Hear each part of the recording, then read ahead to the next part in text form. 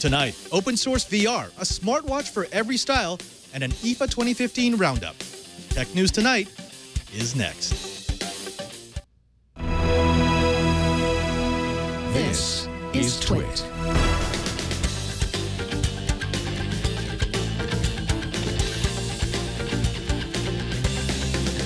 This is Tech News Tonight, episode 418 for Friday, September 4th, 2015.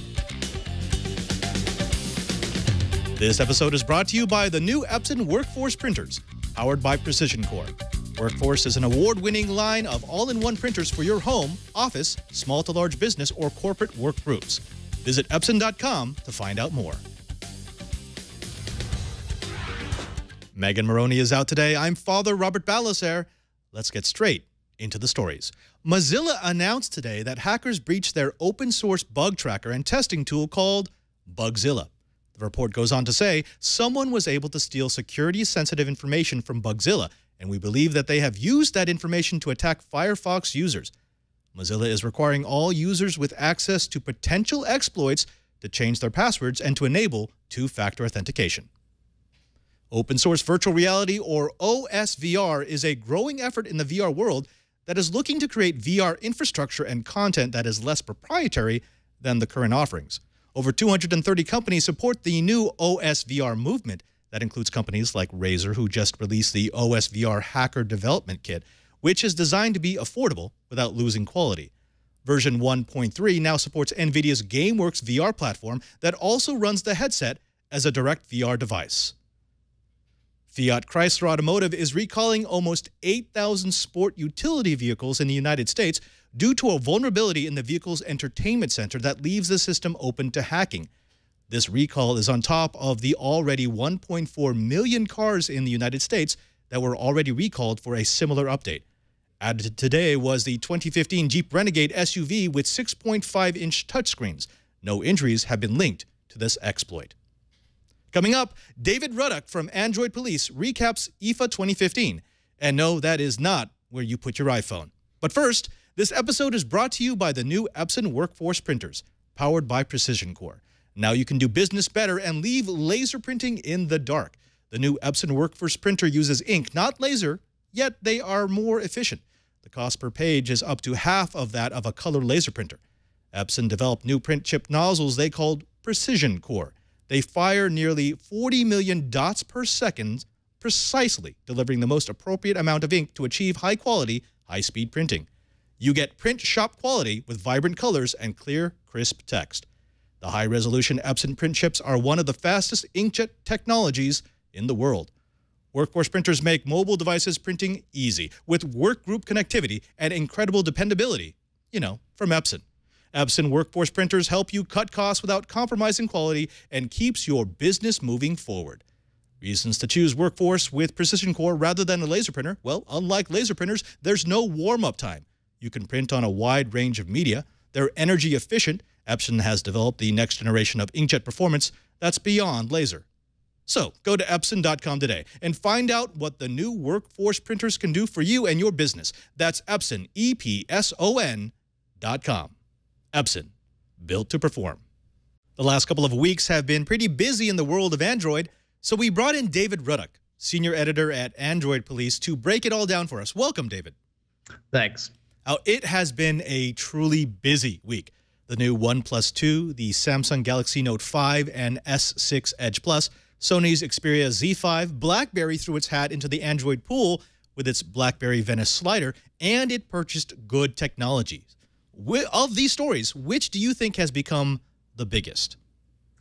I think that at the moment, Sony's stolen some limelight as they usually do when they announce a new smartphone. Sony does make a big splash, and at this year's IFA, they really were the only big smartphone announcement at the show. So we really saw a lot of attention on the 4K screen on the Z5 Premium, and there's always been a lot of community love for the compact line of Xperia Sony phones. People like the idea of a premium device in a small form factor. Now, whether Sony's going to be able to maintain that steam, though, it tends not to be the case. They don't have great distribution in America. In fact, they won't have any distribution in America, I don't think, now that the Sony US store is closing. the online store in addition to all those brick and mortar stores. But I think probably if you're a smartphone person and you were looking at IFA, the Sony is probably the highlight of your show. Sony, OnePlus, BlackBerry, Samsung, which of those do you think has the most rabid audience? The people who come back again and again because they like the brand? Well, I mean, OnePlus has only been around for they're on their second product. I would call their fan base rabid. I think that is an appropriate descriptor. But Sony's fans, they do have a lot of them too. They definitely come out of the woodwork when a Sony product is announced on the mobile side. But I think at the same time, we saw a fair amount of disappointment with the OnePlus 2. A lot of people were turned off by some product decisions the company made there. And with Sony, the market share really does tell the story there. They're in decline, and they have been for some time. They're not quite as bad off as HTC, but I think Sony is losing momentum. I mean, they've been losing momentum for quite a while. Whereas I think if you're going to look for sales, Samsung's Galaxy S6 Edge Plus, I think, is probably the darling phone of the fall this year. I mean, we have to wait and see what Apple does, obviously. But on the Android side, I think the S6 Edge Plus, and to an extent the Note 5. The Note 5, that franchise has a lot of a huge following, and the fans of the Note series are very into the device. But I think we'll see Samsung pick up a lot of people at the S6 Edge Plus as well. A lot of people who might be considering an iPhone 6 Plus or 6S Plus, if that is what it's called. It's a very striking device. I've been using one for the last couple of weeks and just published a review here yesterday. And it's easy to see. I think Samsung's going to be able to sell a lot of these phones. All right. Speaking of brand loyalty, it seems like every couple of months we start to say, oh, well, someone knocked Samsung off the pedestal as far as sales is concerned.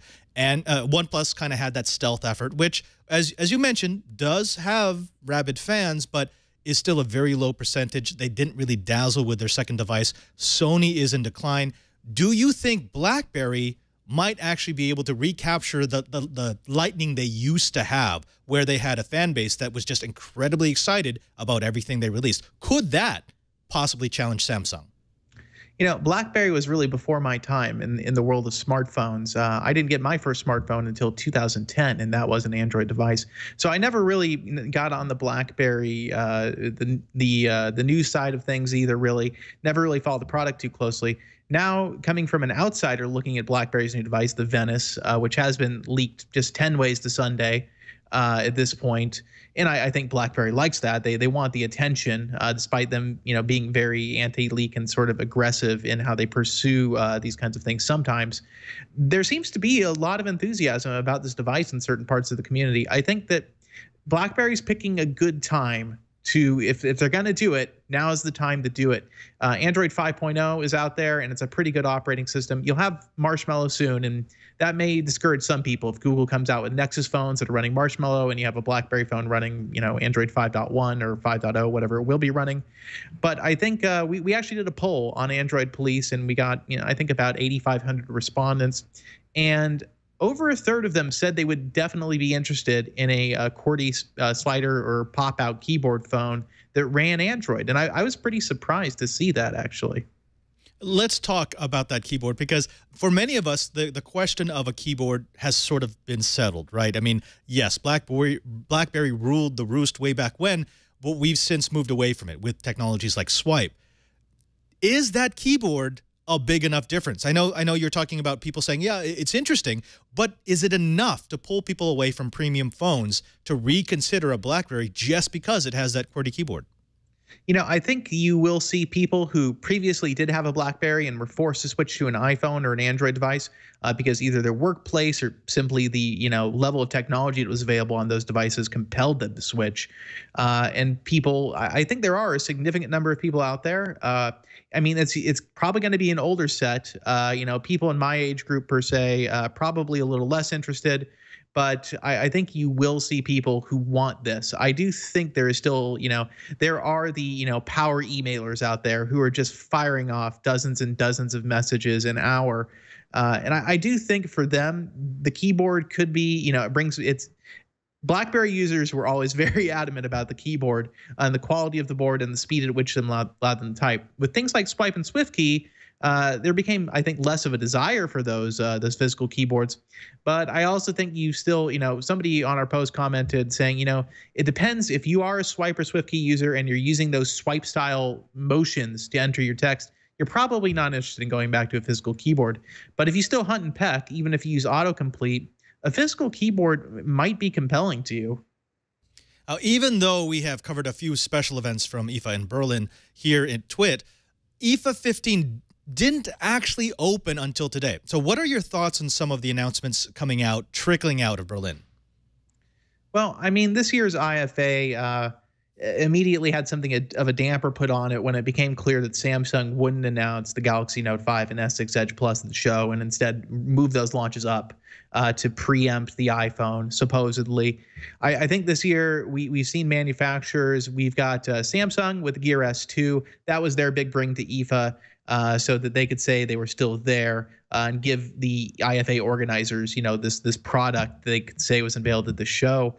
And we had some Android Wear partners there as well. Motorola was showing off its watch at the show, I believe, or they may have been showing it off in America prior to that. But Asus was there showing off more details about the ZenWatch 2. And generally, I think we saw, I think Google tried to coordinate an effort there where we would get more of these wearable devices. Obviously, Samsung's is running Tizen or Tizen, however you want to pronounce that. But the wearable side, I think, was really the big meat at the show for Android, aside from Sony's phones. As far as what we'll see going ahead, I'm really not sure at this point. I think most of the major announcements have happened. There's been quite a bit of buzz around the wearables, but I think one of the ones that was most interesting was Sony's announcement, which it's not a smartwatch. It's technically it's a dumb watch with a smart band. Can you tell us a little bit about what this is and where they think it's going to sell? I actually can't. I know nothing about this device, but based on the imagery I'm seeing right here, it very much looks like a Japan market only sort of product. I am not familiar with the Weena here, and yeah, the site is mostly in Japanese, and it looks like it works with iPhones as well. But yeah, that's not a product I really know anything about. Yeah, I do like it though, because it is different. They're not just trying to make another smart watch. They're trying to put together a couple of different trends, and I like that. Now let's get back more into the international aspects of Google. Back into 2010, when Google pulled out of China in what appeared to be its final decision, it was reported that Google now is looking at reopening its products, their apps and services to the Chinese market. Does this look like a play towards getting more Android devices into the hands of more people in China, or is it just a desire to get more eyes into the App Store? I think this really is a genuine desire, not just to get Google's Android in the hands of people in China, because Android is the dominant operating system in China without a shadow of a doubt. The problem is that those versions of Android that ship without Google Mobile. It's called GMS, Google Mobile Services, or Google Apps, depending on who you ask. And so the idea here is to get the Play Store to China, where Google can control the content distribution. One of the big reasons for that is going to be security, just not looking toward market share. Google has, methods or systems on the Play Store to prevent malware and other dangerous software from getting onto users' devices. Where in China, the rate of piracy and the rate of malware infections on Android devices is higher than anywhere else in the world by a huge factor, many, many times more. I think the only one that comes close is Russia, and it's still just a tiny number compared to China. So Google wants to control that app ecosystem. They want to be the distribution center for apps in China. And I think we've seen code related to this change appearing in Google Apps for the last probably 3 or 4 months, suggesting that there could be Chinese-related features launching on certain Google apps. And I think this is a huge deal, and I think it's also part of the reason we're having a Huawei Nexus phone along with an LG one this year. It will give Google a chance to potentially, if they can pull this off and time it correctly, launch the Play Store in China with a Chinese Google branded phone, which I think would be something. And Huawei is, no small player in China. They're huge. So I think that this is going to be a big deal for Google because Apple, has had the iPhone in China for at least some time now, and Google is essentially had to be hands off once they left China in 2010, essentially, because there was just no way for them to distribute apps. And even if these phones are running Android, Google has no control over them. Bringing the Play Store back to China can change that quickly, I think. IFA is just a day old, so it may be premature to crown the big story. But is there anything that you're looking for in this next week? Any stories that you're tagging along, or any rumors that you're hoping will be fleshed out? You know, I don't think on the Android side there's too much left at the show. The big vendors are very keen to get their announcements out before everybody else, and so there's this sort of race leading up to the show where you have everybody trying to announce before the floor actually opens. IFA, I think, is a more consumer-focused show than trade shows we're used to in America necessarily, where the general public can go to IFA. They can buy a ticket and attend the show and go on the floor and check out the new products at a reasonable price and without having to pretend to be a part of the industry. So I think most of the announcements have happened, and out of the ones that did happen on the Android side, I think Samsung's Gear S2, just because of the gargantuan size of Samsung and the fact that it still refuses to adopt Android Wear in a significant way. And then Sony, obviously, this is a make or break moment for Sony, most likely. If they can't pull off the sales and distribution with the Z5 line, I think we're going to see people lose a lot of interest in the brand. And with Samsung on the Gear S2, the Gear name is, without a doubt, it's tainted. Every Gear product to date has been somewhere on the scale between legitimately bad and you just still wouldn't want to buy it. There's not been a single good one yet. So the Gear S2 is very much a interesting choice of name for Samsung there to keep the Gear name. But also it's going to be, I think, for them, if the Gear S2 doesn't take off, they're probably going to have to start evaluating Android Wear or some other wearable platform here soon, or abandon wearables altogether. David Ruddock, the senior editor at Android Police, we want to thank you for breaking down IFA 2015 for us. What are you working on, and where can people find your work? You can check me out at www.androidpolice.com. I don't know what I'm working on right now, and you can also find me on Twitter at RDR0B11, the most difficult handle probably ever on the Twit network. So thanks for having me. David Ruddock, thank you very much, and enjoy your Labor Day weekend. I will do that. Well, folks, we've got a little bit of a kicker for you. Now, many of you may not be old enough to understand the problem identified in this next story, but for those of you who are, please do explain it to the younger members of our audience. What we have here is a young man in Lockport, New York, who took his car into the shop for maintenance. His complaint: my iPhone dock isn't working and it just keeps scratching my phone. The young driver was apparently driving an older car that had a cassette slot. His iPhone fit, so naturally he thought it was an iPhone dock because, well, what else could possibly be in a slot in the radio unit? The story was spread out on Facebook and has since reached epic status around the world, as many millennials don't know what a cassette deck is.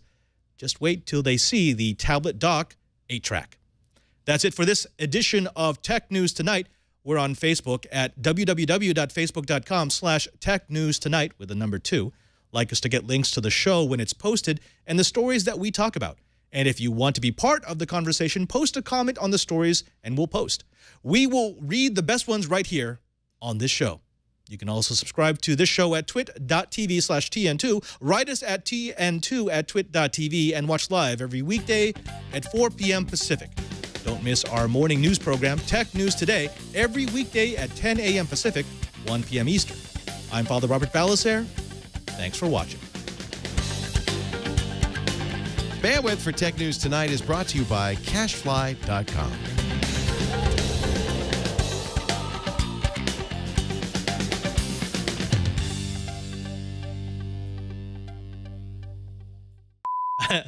I'm Megan Maroney. Thanks for watching.